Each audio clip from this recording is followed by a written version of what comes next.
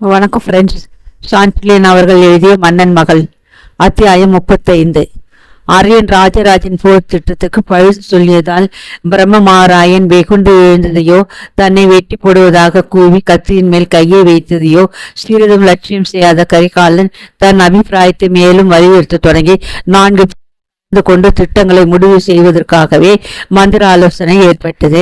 அதில் யோசனை சொல்லும் ஒவ்வொருவரையும் வெட்டி போடுவதனால் கடைசியில் போரிட படைத்தலைவர்கள் யாருமே மிஞ்சமாட்டார்களே. நாம் ஒருவரையொருவர் வெட்டி கொள்ள பெரிய மந்திர ஆலோசனை ஏதும் அவசியமில்லையே என்று சொல்லி பிரம்மமாராயனை நோக்கி புன்முறுவல் செய்தான். அரியன் ராஜராஜன் திட்டத்தில் குறை கண்டபோது மற்ற படைத்தலைவர்கள் திகைப்பும் ஆச்சரியமும் அடைந்தார்கள் என்றால், அவன் பிரம்மமாராயனை எதிர்த்து பேசியதை கேட்டதும் அந்த திகைப்பும் ஆச்சரியமும் பன்மடங்கு அதிகமாகி அடுத்தபடி என்ன நடக்கும் என்பதை எதிர்பார்த்தவர்களாக பேச்சோ செயலோ அற்று நின்றார்கள். அங்கிருந்த ஒவ்வொரு படைத்தலைவனும் அநேக போர்களில் தங்கள் வல்லமையை நிரூபித்தவர்கள். தமிழ்நாட்டின் பல பகுதியிலிருந்து ராஜேந்திரன் படையில் சேர்ந்து பதவி வகித்த அந்த படைத்தலைவர்களின் பலதரப்பட்ட உடைகளும் ஆயுதங்களும் பார்ப்பதற்கு கண்ணை பறித்தன. மீன் சின்னங்களாக கழுத்தின் சிறிய பூச்சங்கிலிகளில் அணிந்த பாண்டிய நாட்டு படைத்தலைவர்கள் சிறு சிறு வெண் சங்குகளை இணைந்து தங்க பதக்கங்களை கையில் இருக்க கட்டி கொண்டிருந்த சேர நாட்டு சேனாதிபதிகள். செங்கழு நீர் புஷ்பத்தின் பிறப்பிடம் தொண்டை மண்டலம் என்பதை நிரூபிக்க அந்த புஷ்பங்களை வெள்ளியாலும் பொன்னாலும் செய்து கைகளில் வீர கங்கணங்களாக அணிந்திருந்த தொண்டை மண்டல சிங்கங்கள். இப்படி பலதரப்பட்ட பகுதியில் இருந்தும் சேர்க்கப்பட்டவர்களும் ராஜேந்திர சோழ தேவன் மெய்கீர்த்தியை பரப்புவதிலேயே ஆர்வம் கொண்டவர்களுமான அந்த வீர சிங்கங்களுக்கிடையே சிறிய ஓர் ஆட்டுக்குட்டி புகுந்தது போல கரிகாலன் புகுந்து யோசனை சொன்னதன்றி எதிரிகள் மீது மிக முரட்டுத்தனமாக பாயக்கூடியவனும் மகா கோபிஷ்டனுமான பிரம்மமாராயனை எதிர்த்து பேசினான் என்றால், அந்த மந்திர ஆலோசனை மண்டபத்தில் சிறிது நேரம் மௌனம் நிலவியதில் ஆச்சரியம் என்ன இருக்க முடியும்? அப்படி ஏற்பட்ட அந்த மௌனத்தை வந்தியத்தேவரை புன்முறுவலால் மெல்ல கலைத்தார். அவருடைய ராஜவதனத்தில் மலர்ந்த புன்முறுவலையும் தன் மீது அவர் கண்களை ஓட்டியதன் அர்த்தத்தையும் புரிந்து கொண்ட பிரம்மமாராயன் கண்கள் பேராச்சரியத்தால் அகல விரிந்தன. வாளை நோக்கி சென்ற அந்த அந்தணனின் கை மீண்டும் திரும்பி பக்கவாட்டில் செயலற்று விழுந்தது. இருப்பினும் உள்ளூரை ஏற்பட்ட கோபம் தனியாததால், என்னை அவமதிக்க இந்த சிறுவனுக்கு வந்தியத்தேவரம் இடமளிக்கிறாரா என்று அவரை நோக்கி சற்று உஷ்ணமாகவே கேட்டான் பிரம்மமாராயன். வந்தியத்தேவர் வாழ்க்கையின் பாதி பகுதியை தாண்டி வருஷம் 10 ஆகிவிட்டாலும் இடைவிடாத போய்ச்சின் காரணமாக உள்ளூர் அவருக்கு யாரிடமும் இருந்த அன்பின் காரணமாகவும் முகத்தில் முதுமை அதிகமாக தட்டவில்லை. தலையில் லேசாக தெரிந்த ஓரிரு நரைகள், முகத்தில் ஆரம்பித்த கொண்டிருந்த ஓரிரு திரைகள், இவை கூட அந்த வதனத்துக்கு சோபையையும் ஓரித கம்பீரத்தையும் அளித்தனவை ஒழிய முதுமையை காட்டவில்லை. இளமை காலத்தில் அரச மகளான அழகி குந்தவை உள்ளத்தை கொள்ளை கொண்ட அவருடைய கண்களில் இத்தனை வயதுக்கு பிறகும் பிரகாசம் குறையவில்லை. எத்தனையோ படைத்தலைவர்களை தன் இஷ்டப்படி திருப்பும் வல்லமை வாய்ந்த கண்கள், கண்டிப்பான கண்கள் தான். ஆனால் அந்த கண்டிப்பில் கருணையும் கலந்திருந்தது. அத்தகைய கண்களின் பார்வையை மீண்டும் ஒரு முறை பிரம்மமாராயன் மீது செலுத்திய வந்தியத்தேவர், பிரம்மமாராயரே, இந்த மந்திர ஆலோசனையில் இந்த சிறுவனுக்கு நான் இடமளிக்கவில்லை. அவனுக்கு பயிற்சி அளிக்கும் படைத்தலைவர்கள் எல்லாம் போரில் அவனுக்கு இருக்கும் நுண்ணி அறிவை பற்றி வியந்து கூறியதால் நாம் அனைவரும் அவனுக்கு மந்திர ஆலோசனையில் இடமளித்தோம். மந்திர ஆலோசனை மண்டபத்தில் பெரியவர் சிறியவர் கிடையாது. எந்த யோசனையையும் மறுத்து கூற யாருக்கும் அதிகாரம் உண்டு. தமிழர் வழக்கு இதுதான் என்றார். சோழர் படையின் பெரும் தலைவரான அரியன் ராஜராஜனையே எதிர்த்து பேச அனுமதிப்பது ஒரு வழக்கா? பேசுபவன் யார்? அவன் அனுபவம் என்ன என்பதெல்லாம் யோசிக்கக்கூடிய விஷயங்கள் அல்லவா என்று மீண்டும் கேட்டான் பிரம்மமாராயன். வந்தியத்தேவர் ஒருமுறை கரிகாலன் மீது தமது கண்களை ஓட்டிவிட்டு திருப்திக்கு அறிகுறையாக தமது தலையையும் ஒருமுறை ஆட்டிக்கொண்டார். பிறகு மற்ற படை தலைவர்களை பார்த்து சொன்னார், பிரம்மமாராயர் சொன்ன விஷயங்களையும் யோசிக்க வேண்டியதுதான். ஆனால் அவை மந்திர ஆலோசனையில் சேர்க்கும் முன்பாக யோசிக்க வேண்டிய விஷயங்கள். ஒருவருக்கு அனுபவம் இருக்கிறதா, அவர் யோசனை சொல்ல தகுந்தவரா என்பதையெல்லாம் முன்பே யோசித்திருக்க வேண்டும். மந்திர ஆலோசனையில் ஒருவரை சேர்த்த பிறகு அவர் வயதை பற்றி அக்கறை கொண்டு பயனில்லை. அறிவை பற்றி தான் அக்கறை. ஆனால் இதில் முடிவு சொல்ல வேண்டியவன் நான் அல்ல. இங்கு படைகளின் தலைவர் ஆரியன் ராஜராஜன். அவர்தான் அதில் தீர்ப்பு சொல்ல வேண்டும். அதுவரை ஏதும் பேசாமல் நடப்பதை பார்த்து கொண்டு உட்கார்ந்திருந்த ஆரியன் ராஜராஜன் மீது மற்ற படைத்தலைவர்களில் கண்கள் திரும்பின. அவனை பேச தூண்ட முற்பட்ட வந்தியத்தேவரும், படைத்தலைவரே, இதில் நேராக சம்பந்தப்பட்ட தாங்கள் ஏதும் சொல்லவில்லையே. ஆரியன் ராஜராஜனின் கூர்மையான விழிகள் வந்தியத்தேவர் மீது அறிவு நாடி உலாவி விட்டு பிறகு சற்று தூரத்தில் இருந்த கரிகாலன் மீது நிலைத்தன. தன் உள்ளத்தையே ஊடுருவி சென்ற அந்த பார்வையை சந்திக்க திறமையற்ற கரிகாலன் தன் கண்களை தரையில் தாழ்த்தினான்.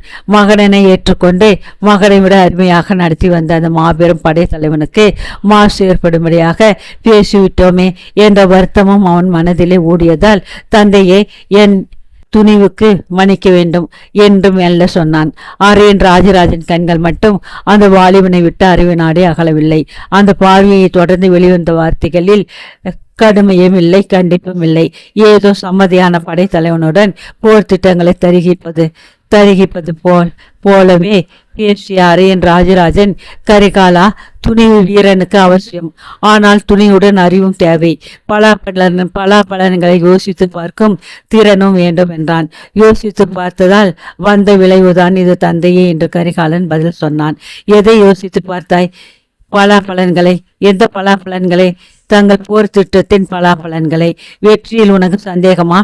சந்தேகமில்லை, தோல்வி நிச்சயம். சபையில் மீண்டும் பேரதிர்ச்சி ஏற்பட்டது. பல படைத்தலைவர்கள் ஆசனங்களை விட்டு எழுந்து விட்டார்கள். வந்தியத்தேவருடைய முகத்தில் கூட பிரம்மை தட்டிவிட்டது. சிறுவன் சுத்த அதிக பிரசங்கியாயிருப்பானோ என்ற சந்தேகம் அவர் முகத்திலும் நன்றாக பளிச்சிட்டது. இத்தனைக்கும் ஆரியன் ராஜராஜன் மட்டும் நிதானத்தை இழக்காமல் கையமர்த்தி படைத்தலைவர்களை உட்கார சொல்லிவிட்டு மீண்டும் கரிகாலனை நோக்கி கேட்டான். தோல்வி நிச்சயம் என்று எப்படி சொல்கிறாய்? திட்டத்தில் அப்படி என்ன பெருங்குறை இருக்கிறது? அனுமதி கொடுத்தால் விளக்குகிறேன் என்று பணிவு நிரம்பிய குரலில் கரிகாலன் பதில் சொன்னான். சரி, சொல் என்று ஆணையிட்ட ஆரியன் ராஜராஜன் தனது ஆசனத்தின் பின்னால் இருந்த தலையணியிலேயே சாய்ந்து கொண்டான்.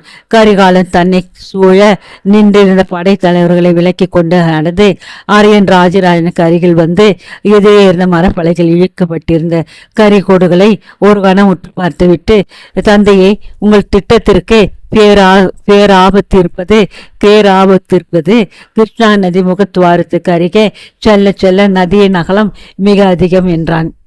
இதை கேட்ட பிரம்மமாராயன், ஓஹோ, நதிகள் முகத்துவாரத்துக்கு அருகில் பெரியதாகி விடுமோ? என்ன புதுமை! இதை எப்படி அப்ப கண்டுபிடித்தாய் என்று சொல்லி பெரிதாக கேலி சிரிப்பு சிரித்தான். ஆனால் அரையன் ராஜராஜனோ வந்தியத்தேவரோ கரிகாலன் சொன்னதை கேட்டு நகைக்கவில்லை. அதற்கு பதிலாக இருவர் கண்களும் ஒரு முறை சந்தித்துவிட்டு மீண்டும் கரிகாலனை நோக்கின. கரிகாலன் மனம் போர் திட்டத்தை வகுப்பதில் சுழன்று கொண்டிருந்ததால் பிரம்மமாராயன் நகைப்பையோ வந்தியத்தேவரும் அரையன் ராஜராஜனும் பரஸ்பரம் பார்த்து கொண்டதையோ அவன் கவனிக்கவில்லை. ஏதோ வகுப்பு நடத்தும் உபாத்தியன் போல அவன் சொல்லிக் கொண்டே போனான். வெறும் தரை குறுக்கே இருக்குமானால் தந்தையார் வகுத்த திட்டத்தை வகுப்பதில் மிக எச்சரிக்கையுடன் இருக்க வேண்டும். நதி குறுக்கே வந்தால் படைப்பலம் மட்டும் பயன்படாது. இதற்கு சரித்திர சான்று இருக்கிறது என்று பேசிக்கொண்டே போன கரிகாலனை மெல்ல இடமறித்த வந்தியத்தேவர், அது என்ன சரித்திர சான்று கரிகாலா என்று கேட்டார். புருஷோத்தமனுக்கும் சிகந்தருக்கும் நடந்த போரை பற்றி குறிப்பிடுகிறேன் தலைவரே. புருஷோத்தமன் நதிக்கு இக்கரையில் மாபெரும் படையுடன் தங்கினான். அவன் படையில் கால் பங்கு கூட இல்லை அவனான சிகந்தரின் படை. புருஷோத்தமன் படையை கண்டு சிகந்தர் படையே கலங்கியது. ஆனால் முடிவு என்ன? புருஷோத்தமன் படைப்பலம் வெற்றி பெற்றதா? சிகந்தரின் போர் தந்திரம் வெற்றி பெற்றதா? இடையில் நதி ஒன்று இல்லாமல் போனால் புருஷோத்தமன் படைப்பலத்தால் சிகந்தரை நீர்மூலம் செய்திருக்கலாம். ஆனால் நதி சதி செய்துவிட்டது.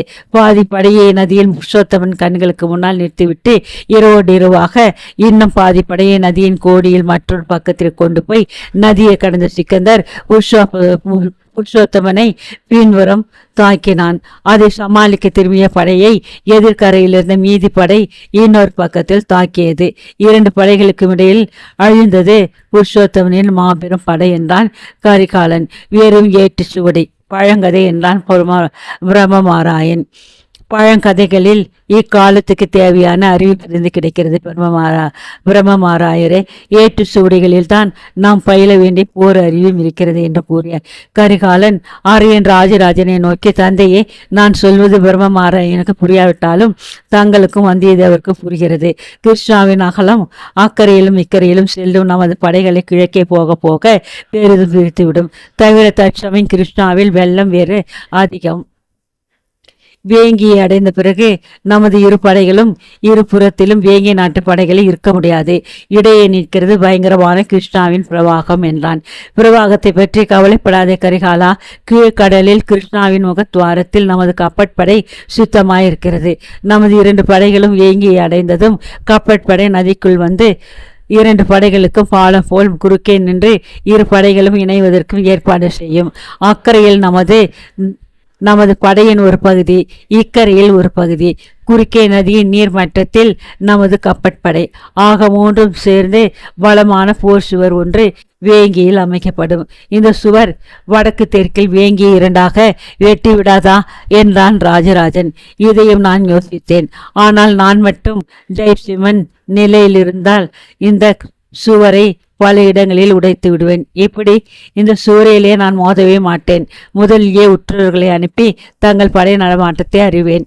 வேங்கி படைகளை கிருஷ்ணா நதிக்கு இக்கரையில் உள்ள சாளுக்கியர் கோட்டை பகுதியிலே நிறுத்துவேன்.